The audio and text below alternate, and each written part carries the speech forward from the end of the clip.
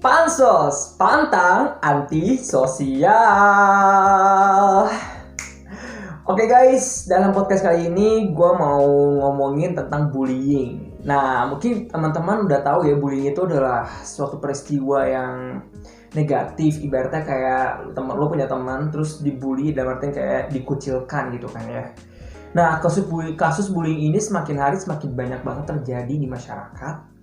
Dan nggak semua orang tuh paham gitu loh, dampak dari bullying itu ternyata hancur banget gitu kan ya. Ibaratnya korban tuh, ketika korban mengalami bullying itu dampaknya tuh berat banget, baik masa sekarang maupun masa depan. Nah, di sini gue mau ngajak sama teman gue podcast bareng. Kebetulan dia adalah seorang relawan bullying. Gue nggak tahu sih jelas instansinya seperti apa, gue nggak paham, tapi kita akan langsung berbicara dia sama teman gue namanya Alvira. Nah, Alvira ini juga sekaligus adalah teman jurusan gue di kelas gue, ya bisa dibilang kayak classmate lah. Nah, di sini gue mau ngebahas sama dia tentang bullying, baik secara menyeluruh maupun secara individu gitu. Soalnya banyak banget kan kasus bullying itu terjadi karena memang lingkungannya tidak mendukung, lingkungannya tidak baik, atau memang mungkin personalnya gitu. Nah, di sini gue akan bagi cerita sama teman gue, dan gue harap semua teman-teman di sini yang mendengarkan menyimak dengan baik agar teman-teman terhindar dari bullying atau enggak bisa menyikapi seseorang yang terkena korban bullying dan sebagainya lah. Nah, langsung aja, gue nggak usah banyak basa-basi, gue telepon teman gue ya, namanya Alvira. Oke, kita mulai. Halo Fir, gimana kabarnya? Alhamdulillah baik. Mami gimana? Alhamdulillah baik banget nih. Aku tadi habis ngajar ya, Fir ya? Iya. Wih, gila, keren banget deh. Ini BTW ngajar apa deh? Ya, ngajar anak-anak kecil gitu. Oh, sebagai apa? Sebagai guru SD atau guru apa gitu? Ya, semacam gitulah. Oh, Guru-guru ngebantu daring gitu. Oh, ya bisa. Waduh, sangat produktif banget ya lagi liburan kayak gini, Fir.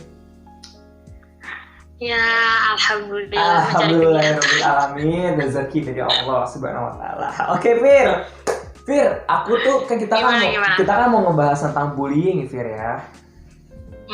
Nah, aku pernah dengar Vira itu adalah seorang relawan dari apa sih, Fir? Bisa jelasin nggak? Waktu dulu tuh relawan bullying, aku nggak paham sih. Jadi waktu itu beberapa bulan yang lalu lah, sempat ikut jadi relawan sosial media gitu kan, menyuarakan tentang kasus bullying sendiri. Jadi emang ada data yang menyatakan bahwa kasus bullying itu terjadinya itu masih terus meningkat gitu loh. Jadi kasus-kasus bullying itu masih pesat banget kan terjadinya. Akhirnya waktu itu aku bekerja sama dengan salah satu akun relawan gitu, sebagai relawan di sosial media untuk menyuarakan gerakan anti-bullying tersebut sebagai salah satu bentuk peduli kepada korban bullying, dan juga menyadarkan para pelaku dan calon pelaku bullying akan dampak-dampak dan akibat yang ditimbulkan dari bullying tersebut gitu. Okay. Wow, berarti emang langsung temuin korban bullying, Vira? Jadi kalau yang kemarin itu enggak, karena kita cuman di bawah naungan gitu kan, jadi kita menyuarakan data-data, terus juga lebih mengedukasi aja gitu. Okay. Mengedukasi masyarakat, mengedukasi followers, mengedukasi teman-teman tentang bahaya dari bullying tersebut gitu, dan membeberkan fakta bahwa tingkat bullying itu masih tinggi banget, terutama juga di Indonesia sendiri gitu. Iya sih, benar-benar. Berarti emang Vira hanya menyuarakan saja, berarti bukan berarti terjun langsung ke dalam kasusnya ya? Iya, tapi kalau terjun kasusnya juga pernah, cuman dulu waktu zamannya SMA sih. Oh, kalau yang sekarang gimana? Soalnya aku juga pernah, kita kan dulu kan pernah cerita gitu ya, Vira, kayak sharing time gitu berdua kayak tentang bullying gitu kan. Semasa kamu ke sekolah pernah nggak sih kamu dibully, atau nggak kamu ngebully orang, atau nggak kamu melihat langsung bullying di masyarakat? Bisa ceritain nggak pengalaman gimana? Jadi kalau untuk bullying ini sendiri, kebetulan aku sendiri itu juga salah satu korban dari bullying itu dulu. Oke. Zamannya aku sekolah gitu kan. Zaman aku SMP, aku dibully satu sekolah sampai akhirnya aku memutuskan untuk keluar sekolah karena nggak tahan dengan bullying itu. Dan itu emang aku sendiri merasakan gitu efeknya itu dan traumanya itu luar biasa banget buat korban bullying itu sendiri gitu. Sampai aku bisa keluar dari sekolah gitu kan. Nah akhirnya SMA karena udah mulai aktif di luar juga, waktu itu pernah ikut sama salah satu komunitas di Bekasi. Itu menyuarakan tentang tindakan bullying di sekolah. Jadi kita ketemu langsung sama beberapa korban bullying di sekolah, baik bullying yang udah sampai parah banget, terus ada juga bullying yang dikata-katain atau segala macam. Kayak gitu kita temuin, kita ajak ngobrol, kita kasih kenyamanan buat dia cerita gitu, kenapa dia bisa dibully atau kenapa gitu dia nggak pernah melawan kayak gitu-gitu. Dan ternyata memang efek bullying ini parah banget, bisa ngebuat korban itu nggak berani untuk bersuara, karena kan rata-rata tindak bullying itu pasti nggak dari satu orang aja gitu pelakunya, pasti rata-rata pelakunya itu beberapa orang gitu, sedangkan korbannya cuma satu. Jadi emang nggak bisa bersuara juga rata-rata kalau yang tindakan bullying di sekolah. Terus juga memang keadaan dan banyak faktor-faktor yang menyebabkan kenapa pelaku bisa sampai membuli korban kayak gitu. Tapi BTW kamu waktu kamu pengalaman dibully itu karena apa ya dibulinya? Jadi waktu itu aku tuh dibully itu sebenarnya nggak jelas. Awalnya itu nggak ada masalah sama sekali, berteman baik sama satu angkatan, sama kakak-kakak kelas, semuanya berteman baik. Sampai akhirnya tiba-tiba waktu itu aku nggak tahu kenapa juga, tiba-tiba pas aku diemin gitu satu kelas. Aku mikirnya kayak, mungkin ada salah gitu. Tapi ternyata pas keluar kelas, ketemu teman beda kelas juga sama, dingin juga gitu. Sampai akhirnya aku buka Twitter. Waktu itu aku zamannya masih main Twitter. Itu banyak banget teman-teman aku tuh nyindir aku gitu. Dari mulai body shaming dan segala macam. Aku dikata-katain kasar lah di Twitter gitu. Sampai akhirnya satu angkatan sekolah itu menjauhi aku, hampir satu angkatan sekolah. Aku nggak pernah ditegur, nggak pernah diajak main gitu. Sampai kalau pelajaran olahraga nggak ada yang mau satu kelompok juga sama aku. Dan itu ternyata terakhir-terakhirnya itu banyak rumornya difitnah aja gitu. Karena aku dikira nyogok guru lah buat dapat nilai dan segala macam kayak gitu sih. Maksudnya masih tuduhan-tuduhan anak SMP lah gitu. Cuman waktu itu emang efeknya luar biasa banget, sampai satu angkatan itu percaya karena satu orang bikin gosip. Terus satu angkatan percaya dan akhirnya aku sempat mau dikeluarin juga waktu itu dari anggota OSIS dan segala macam sampai kayak gitu. Waduh. Tapi kamu benar-benar nggak tahu masalahnya apa gitu? Enggak, aku nggak tahu. Sampai akhirnya aku tuh sampai sekarang juga sebenarnya nggak tahu apa penyebab utamanya gitu. Cuman pas dulu aku ingat ketika aku meminta terakhir surat pengunduran diri kan, nyerahin surat pengunduran diri, surat keluar dari sekolah. Tuh wali kelas aku bilang gitu, selama ini tuh salah satu faktornya itu adalah karena adanya rumor itu, aku nyogok lah, terus pokoknya kayak gitu gitu. Sampai wali kelas aku sempat percaya. Itu kacau banget sih. Percaya kenapa? Iya, percaya sama bullying kayak gitu, padahal aku nggak pernah nyogok guru untuk dapat nilai gitu.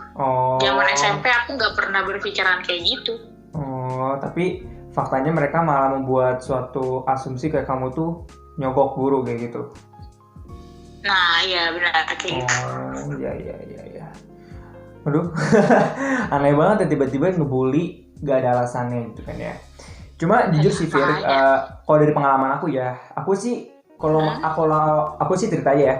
Aku tuh dulu aku dibilang bullying, aku dibully sama teman sih pernah. Cuma bukan berarti kayak sebesar kamu sih, gak sampai satu angkatan gitu loh. Kalau aku tuh dibully itu karena memang dulu aku botak. Aku botak. Ya waktu SD, ya dikata-katain lah kayak, iya kayak dasar lo baso gitu-gitu lah ya anak SD kan. Ya terus aku baper, terus aku juga ya udah gitu doang. Cuma bukan berarti kayak gimana-gimana sih. Cuma aku ada salah satu kasus nih Fir. Ini kasusnya bener-bener real. Aku nggak ngomong nggak ngomong ngantur ya. Ini teman SMP ku semua tahu. Ada salah satu teman aku nih. Kita kasih inisialnya A aja ya. Dia itu diem banget. Dia tuh diem banget anaknya. Ini waktu SMP. Sampai dari pagi sampai sore sampai pulang sekolah. Dia cuma diem di atas kursi gitu loh. Diem duduk aja, duduk aja. Dan akhirnya temen aku mencoba untuk bersosialisasi dengan dia dong. Nah ketika pengen bersosialisasi, tetapi dia responnya nggak bagus gitu loh. Kayak ya udah sekedarnya aja. Kayak namanya teman SMP gitu ya, kan baru kenalan juga kan, baru ya biasalah kayak hari pertama ngobrol-ngobrol. Nah terus satu orang nih kayak diem aja, kita ajak ngobrol dong ya nggak. Pas diajak ngobrol respon dia tuh kayak gitu doang, kayak ya bahasa nggak responsif gitu, ala kadarnya aja. Hari pertama, hari kedua, hari ketiga masih biasa aja ya. Tapi lama kelamaan mungkin karena teman-teman aku pada gerah lihat dia kayak gitu, diajak ngobrol lagi. Dan pas ngajak ngobrol itu bener-bener responnya sama kayak waktu dulu. Dan akhirnya dibully. Gila nggak? Oh akhirnya anak itu dibully. Jadi ibaratnya anak yang diem aja dibully. Kamu kebayang kan? Cuma gara-gara dia diem aja gitu. Karena jujur sih aku bukan jadi pelaku bully ya, cuma aku ngeliatin mereka dan aku bingung kayak aku harus ngapain gitu kan. Aku cuma orang biasa kan di situ.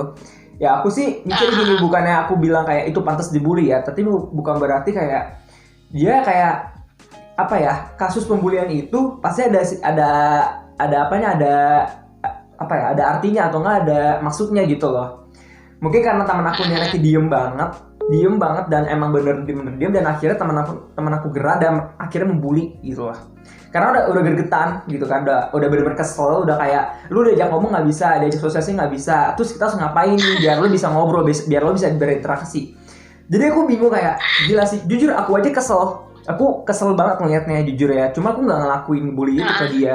Ya pas sekali dua kali cuma iseng-iseng cuman senggol doang lah, cuma nggak sampai yang gimana gitu loh. Soalnya temen aku sampai luka ditonjok sama dia tuh nggak sengaja sih, gara-gara dia itu mau bela diri si korban bully ini. Kayak gitu loh. Jadi itu ramai banget itu sampai 1 SMP kalau nggak salah ya. Jadi kayak bener-bener kayak itu terjadi karena dia diem gitu loh. Jadi aku tuh bingung, kok ini orang diem salah, orang berinteraksi salah. Jadi kayak kasihan gitu kan, apalagi anak SMP kan belum paham banget tentang empati, bener gak sih? Nah kayak gitu loh. Jadi aku tuh bingung kayak bullying itu terjadi karena kenapa? Karena memang lingkungan sosial tidak baik atau memang personalnya tidak baik, kayak gitu loh Fir. Ya enggak? Jadi kalau misalnya kenapa?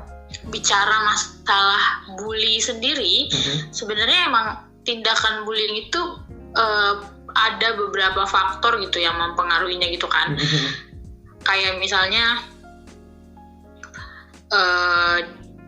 dia tuh punya masalah pribadi, misalnya pelakunya itu kayak yang akhirnya memicu dia tuh jadi kayak lebih emosional gitu, lebih gampang marah lah gitu.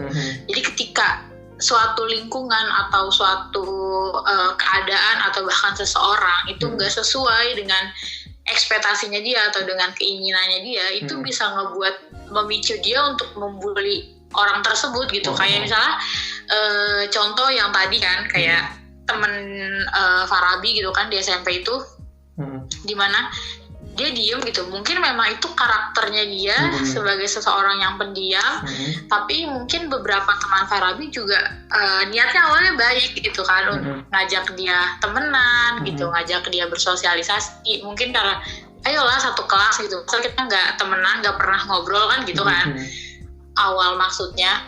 Cuman mungkin karena tidak sesuai dengan apa yang dia inginin, akhirnya memicu kesel gitu kan, jadinya emosi, jadinya dia melampiaskan itu dengan tindakan bullying kayak gitu. Iya, benar-benar. Kalau misalnya penyebab bullying sendiri, kayak tadi pertanyaannya kan, kenapa sih bullying itu bisa terjadi karena apa gitu kan? Kayak bullying sendiri itu bisa punya beberapa faktor, misalnya dia pernah punya masalah pribadi, terus dia juga mungkin pernah jadi korban bullying juga. Jadi ketika dia pernah jadi korban bullying, dia melampiaskan traumanya dia, melampiaskan kesalnya dia yang dulu itu dengan tindakan yang sama kepada orang lain. Gitu. Jadi kayak apa ya, kayak dendam gitu lah ya.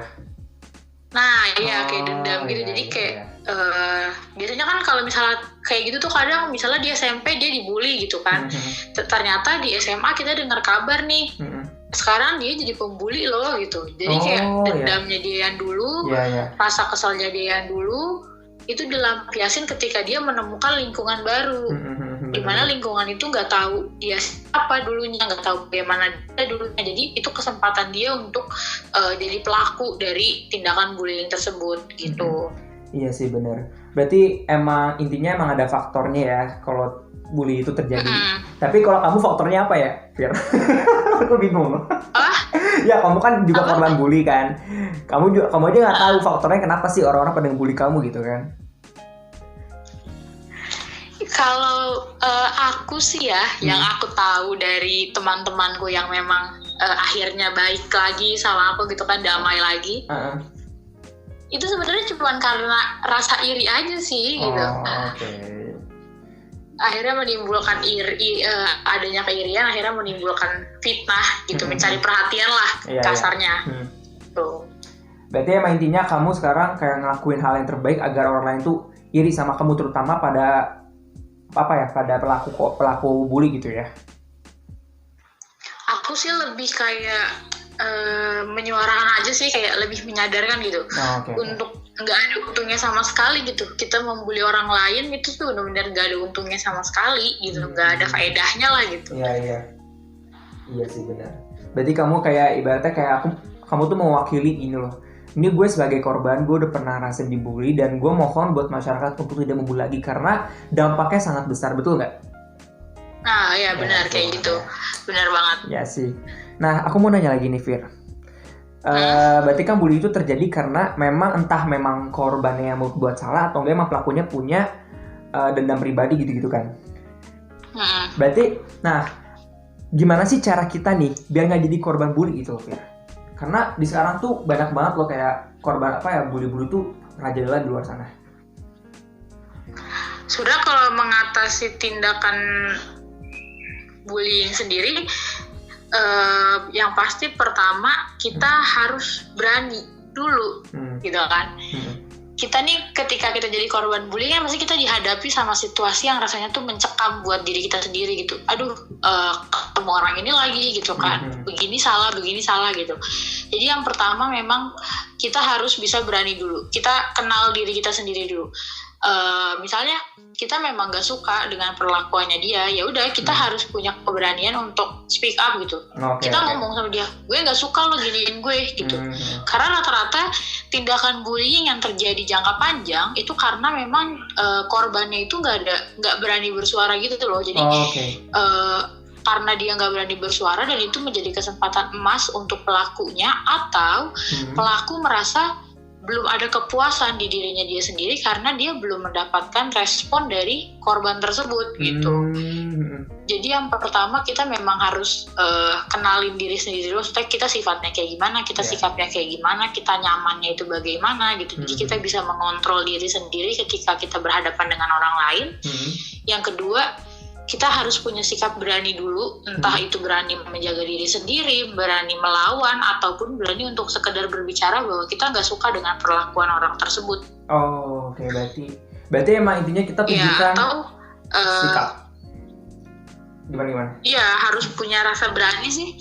Dan ketika kita sudah terlanjur menjadi korban dari tindakan bullying tersebut, kita juga harus punya keberanian untuk berbicara masalah ini sama orang lain gitu. Kita cari teman sharing yang bisa sekiranya bisa membantu kita, walaupun tidak bisa membantu kita secara langsung, tapi setidaknya bisa menjadi tempat curhat dari apa yang selama ini dipendam gitu. Karena yang bahaya itu kan kekesalan yang dipendam sama korbannya itu gitu. Iya sih benar ya. Karena gini loh, kayak waktu SD juga sih aku juga pernah ya ada korban bully. Teman aku juga dia pindahan dari sekolah lain. Sama dia tuh kayak gitu kasusnya dibully karena aku juga nggak tahu kenapa dibully. Cuma ketika memang udah ngeluap emosinya, dia langsung ngelawan pelakunya dan akhirnya pelaku tersebut patah tulang. Ini serius satu SD.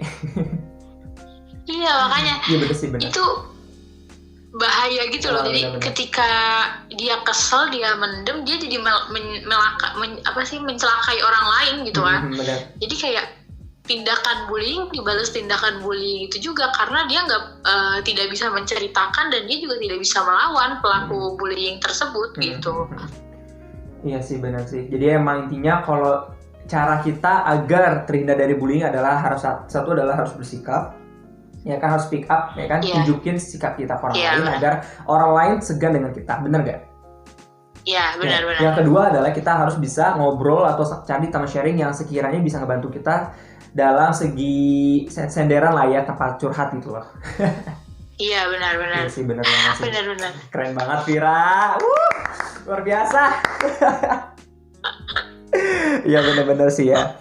Cuma gini sih Fir, apa sih yang membuat kamu kok bisa jadi sekarang gitu loh? Ibaratkan kamu kan korban bully gitu kan ya. Yang aku tahu ya Fir ya, orang korban bully itu pasti hancur banget hidupnya dalam artian kayak banyak yang gagal dalam hidupnya, atau nggak mendesu, mohon maaf nih, atau nggak kayak ya gimana hancur lah intinya gitu. Nah terus boleh nggak kamu kasih tips untuk kita semua yang mungkin di luar sana ada korban bully agar walaupun kita jadi korban bully tetapi kita harus bisa fight dengan hidup kita. Coba kasih tips. Jadi kalau tips dari aku sebenarnya itu pertama balik lagi ke diri sendiri gitu. Mau sampai kapan kita dijadiin korban bullying tersebut gitu kan. Korban dari tindakan bullying tersebut. Jadi bagaimana kita harus bangkit adalah bagaimana kita harus bisa membalas dendam kepada orang tersebut tapi tidak dengan cara yang pernah dia lakukan. Kita berubah menjadi lebih baik sampai akhirnya orang yang membuli itu tidak mempunyai celah lagi gitu untuk membuli kita. Apalagi kita udah berubah jadi yang lebih baik, kita sudah menguasai apa yang kita mau kuasai, kita belajar apa yang mau kita pelajari, dan dia udah gak punya kesempatan lagi untuk ngebully kita. Kalau aku kayak gitu, jadi dari dulu kalau dibilang trauma, jatuh, terus juga terpuruk, jelas gitu kan, itu efeknya luar biasa gitu, sampai buat ketakutan ketemu orang itu memang benar. Tapi balik lagi, nggak bisa selamanya kita terpuruk di situ gitu. Jadi kita memang harus kenal sama diri kita lagi, kita harus berdamai sama diri kita lagi bahwa kita bisa meraih kesempatan yang lain untuk keluar dari posisi jadi korban bullying tersebut. Terus untuk seorang korban bullying itu sama sekali tidak ada hal yang tidak mungkin untuk diraih. Bukan karena kita korban bullying kita nggak bisa ngeraih apapun, nggak gitu. Karena apapun tindakan bullying, bagaimanapun tindakan bullying itu terjadi, dimanapun tindakan bullying itu terjadi, yang salah tetap pelakunya gitu. Kita korban, kita nggak salah, dan kita punya kesempatan untuk bangkit, dan kita punya hak untuk bangkit gitu. Kita punya hak untuk meraih, untuk belajar apa yang mau kita pelajari, raih apa yang kita raih, dan mengabaikan semua tindakan bullying yang pernah kita laluin dulu. Walaupun mungkin memang nggak gampang, tapi aku percaya satu hal bahwa kehidupan itu terus berjalan. Kita nggak mungkin tetap ada di satu tempat yang sama. Kita pasti bakal nemuin tempat yang baru, kita bakal nemuin lingkungan yang baru, kita bakal nemuin teman yang baru, dan situ adalah salah satu kesempatan buat kita untuk berubah menjadi lebih baik gitu. Berubah untuk mengenal apa yang belum kita kenal, berubah untuk menggali apa yang belum kita tahu gitu. Jadi itu poin banget untuk seorang korban bullying itu harus tetap bangkit gitu, karena hidup itu pasti terus berjalan, dan kita pasti akan ketemu tempat baru, dan kita nggak mungkin tetap terpuruk di kondisi yang sama. Oke, luar biasa Vira. Wah, ini patut diacungi jempol nih, karena untuk mengubah diri atau memperjuangkan diri yang lebih baik itu sangatlah tidak mudah, Kak, dan juga banyak struggle di dalamnya, ya nggak sih? Nah, terakhir nih Vir, ya terakhir banget nih Vir. Pesan nih buat kamu untuk pelaku atau korban bully. Buat penutup. Pesan dari aku buat pelaku bullying pertama ya. kalian gak keren sih, maksudnya dengan tindakan kalian yang kayak gitu, kalian tuh sama sekali gak keren gitu, bener-bener sama sekali gak keren. Kalian bisa menghancurkan hidup seseorang, menghancurkan mental seseorang, dan itu sama sekali gak keren banget. Iya. Jadi mendingan buat apa cari musuh, mending cari kawan gitu. Kita berteman aja dan saling menghargai gitu. Jangan sampai nunggu terlambat untuk baru menyadari perbuatan itu salah. Terus kalau untuk korban bullying, bangkit gitu. Kalian itu, kita itu sama-sama manusia dan kita itu sama-sama spesial. Jadi nggak ada satu orang pun yang merasa lebih spesial dari orang lain. Dan termasuk kok nggak ada istilah lebih spesial pelaku dibanding korban, itu nggak ada. Dan kita sebagai korban bullying itu nggak salah. Bagaimanapun yang salah adalah pelaku. Jadi tetap bangkit, tetap jalan, dan tetap mencintai dirimu sendiri walaupun pelaku bullying itu memperlakukanmu tidak manusiawi. Gila, mantap. Teman aing ieu mah aslina keren. Kamu Fir. Gila sih. Ini apa ya? Ini pasti yang denger atau enggak kayak pelaku bullying kamu di luar sana kayak ngerasa nyesel banget karena gila, gue menghancurkan orang yang kuat, orang yang bisa bangkit gitu, Mas. Jadi kayak pasti mereka kayak malu banget lihat kamu dan pasti malu banget. Keren banget Vira, luar biasa.